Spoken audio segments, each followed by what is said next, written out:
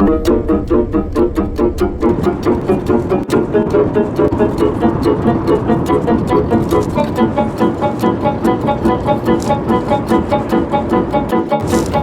hoping this car, Kenneth, will restore some of the driving pleasure in my life. That's something you wouldn't have expected me to say, but I'm full of things that people don't expect me to say, and I think that confuses some. You know, you say one thing, then you say something else, and then you deliberately contradict yourself. Yes, I deliberately contradict myself. I do it because I think it's funny. You might not find it funny, but that's not my fault. Anyway, for anyone confused by my deliberate contradictions, I'm not going to say sorry, but I am going to just clear something up. I do actually like the 75, really.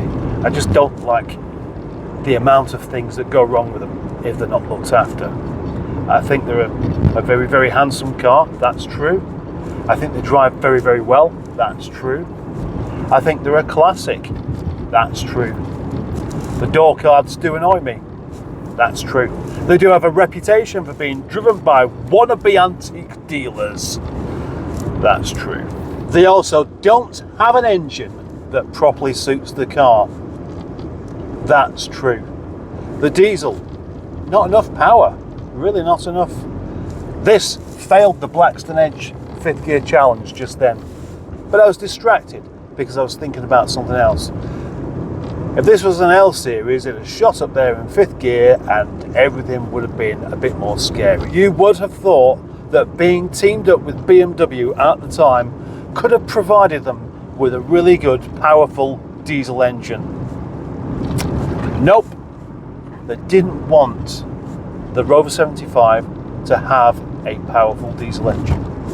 What does that tell you? Oh, before anybody tells me I should have cleared the snow off my bonnet before setting off, well, if it falls off onto the road, it's going to melt because there's salt everywhere.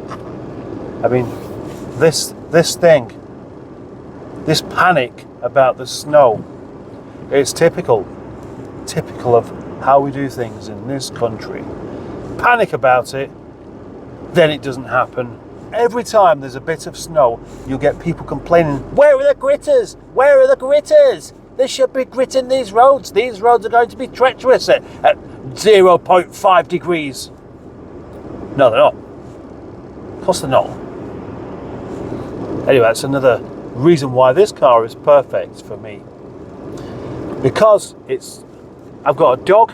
Dogs ruin cars when they get in them, don't they? Yeah, they make them smell, they leave hairs everywhere. They're just not sophisticated creatures at all. Children ruin cars, don't they? Yeah, they climb in, they put their feet on the seats, they yank at things, they break stuff, don't they? They're just not sophisticated creatures. I've got a wife.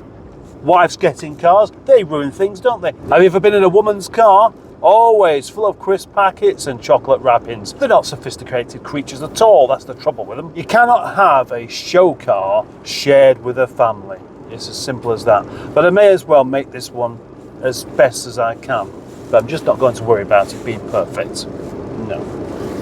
I've got other cars for that. So to be clear again, this car isn't for sale. I'm not joking. That's the case. I need something that I'm just hanging on to, and the best car that I can hang on to is something that doesn't really owe me anything, that I don't feel like I've got a responsibility to sell it.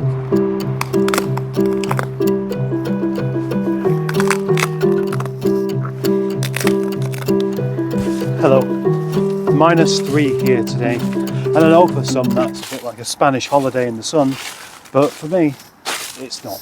I think it's cold. And also, complications. I don't mean the frosted up screen. This door didn't want to open, and then when it did open, it didn't want to close. The other one was okay. But to gain access to my equally cold lockup, I have to move Nigel out of the way, and of course, oh no, it's working now. Okay, thank you Nigel. Visibility, not very good. With it being this cold today, you'd think what I would do would be to crack on and sort this burner thing out. Sort it out so I can have the exhaust going through the roof there and connect it and everything. But instead, no, I'm going to mess about with the EGR on this car called Kenneth. Kenneth was my original name for this car, and after reading Steve KG's comments, I think that's the one I should stick with. But thank you for all of the other suggestions. Blanche in particular amused me because I didn't really know who you were talking about. Coronation Street, feisty old lady. I remember her now. Still don't understand what the connection is though. Kenneth had a good wash the other day, but due to the crack all over the roads, it's filthy again. So there's not a lot of point in worrying about it. But due to its lack of use and then very short journeys when it was being used, there is a fairly good chance that that EGR valve is quite gunked up. And that would explain why it smokes sometimes and why it's a bit on the sluggish side. And it failed the Blackstone Edge challenge. That is to get up Blackstone Edge in 5th gear. It couldn't quite make it, which surprised me. So I think maybe this will be the remedy.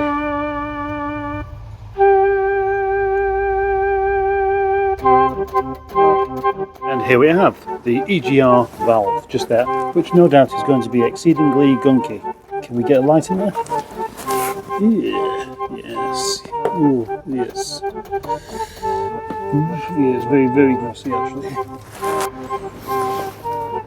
Gunky. And gunky. And really, really rather gunky. Yes, gunky. And the solution. Oh, Kenneth, you're in for a real treat today. Now, you've heard of yellow snow. Of course you have. I even mentioned it in the video earlier on. Well, actually, yesterday. Anyway, introducing an entirely new concept. Black snow. Look at that.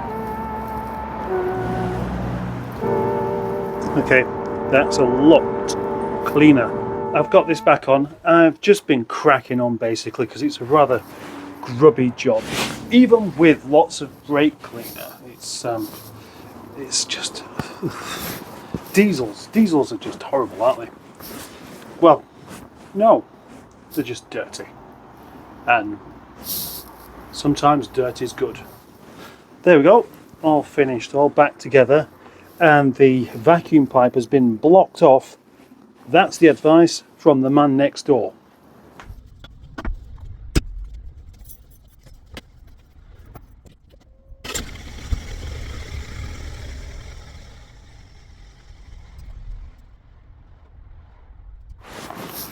Don't feel any different yet, but what I really need to do is take it for a spin. And actually what this car needs is a good thrash up the motorway. And when I say thrash, I don't mean abusing it, I just mean getting properly up to temperature and a decent RPM so it helps clear its throat somewhat. But in the meantime,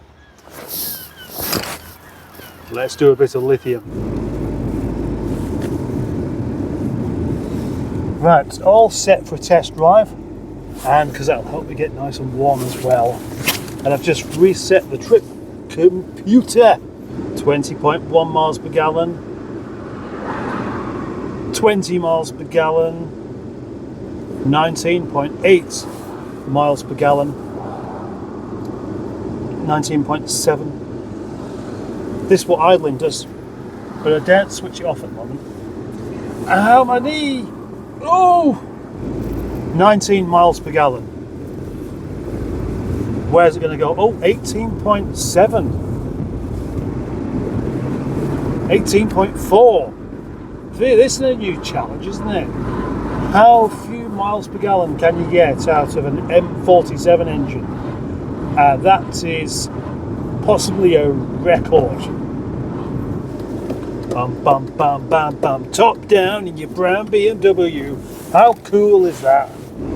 All I basically want to do now is see whether this car will do the Blackstone Edge challenge in 5th gear, whereas it couldn't do. yesterday. No, it's struggling. It's just not picking up any speed. It's not geared for low speeds, I reckon. I'm doing just under 50. I've got my foot down and nothing is happening. That's a pity. And this rather laboured journey up this hill, which I've now slowed down to 40, I'm going to have to change. It's taken the fuel consumption from 34 miles per gallon to 25.9. So maybe it still needs a bit more of the old Italian tuning.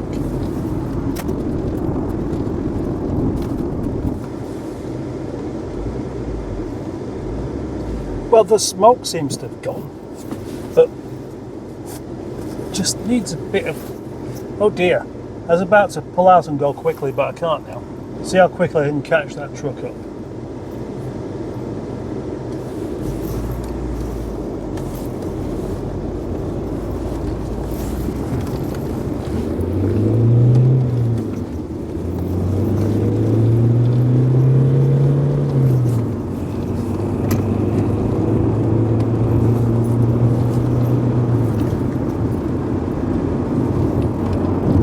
You know what though, when you actually rev it, it does go quite well.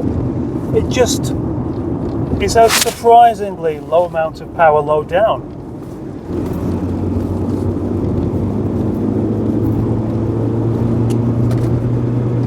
That's what it needs. A bit more of that.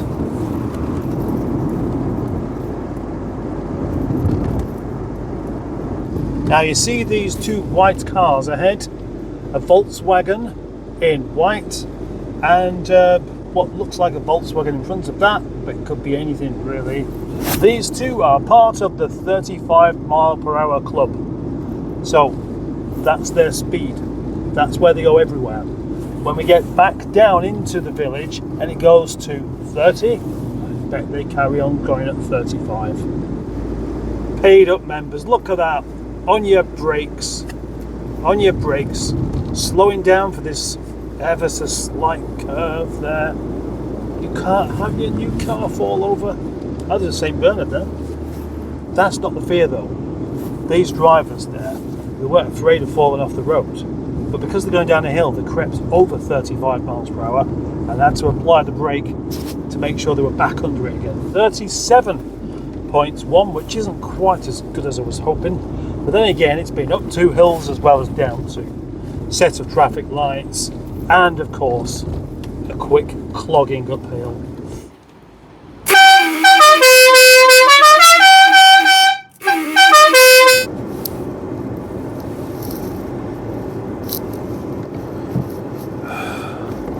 I do think this car suits me.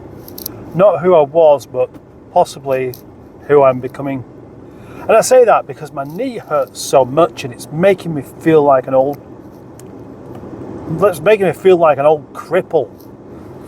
And so to fit in with the image of this car with its makeshift carpet, I need to do something with my beard. I don't need to worry about this. I don't need to worry about...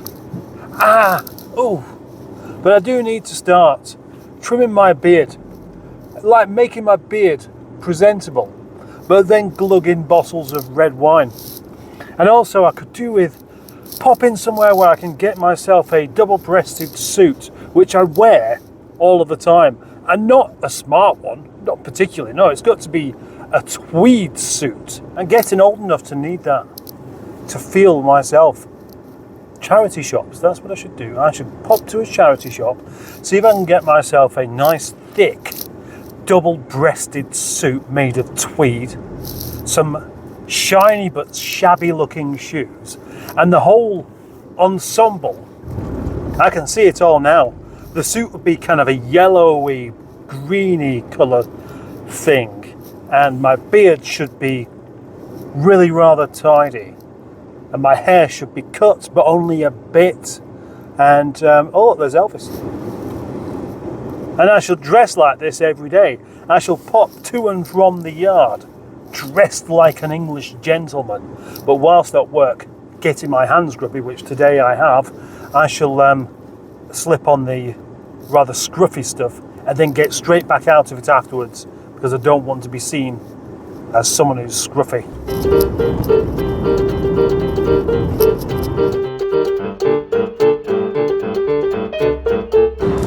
It's staggering the amount of people that park their cars not even in between spaces, and they're not doing it because they want to protect their car, and so they make sure they take up 2 spaces so that no one can park next to them. They do it because they simply don't notice.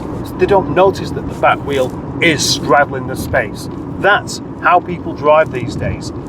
And then of course we get a bit of snow and there's nobody on the roads, because, well, I guess it's assumed that, well, you'll just slide about everywhere.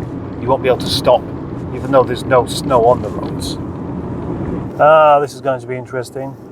If we look through the screen of that BMW there, we can see a red light, but we can also see all of the vehicles that have gone through the green light, and they're still doing it now, about to block the exit.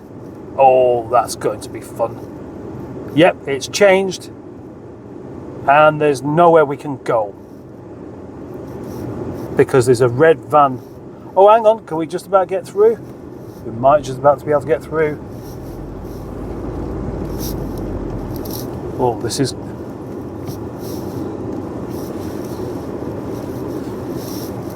Yep, no, we can't. We can't get through because they've blocked it. They've proper blocked it. The idiots.